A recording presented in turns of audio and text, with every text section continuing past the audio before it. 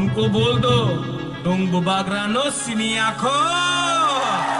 अरे क्या क्या क्या करना चाहता है हम लोग? कुछ नहीं कर सकता। हम लोग को बोलता है चिकन, बुबागरा को बोलता है जिन्ना, जिसका परिवार ने पूरा त्रिपुरा को, इंडिया को दिया कंचन प्रभा देवी ने।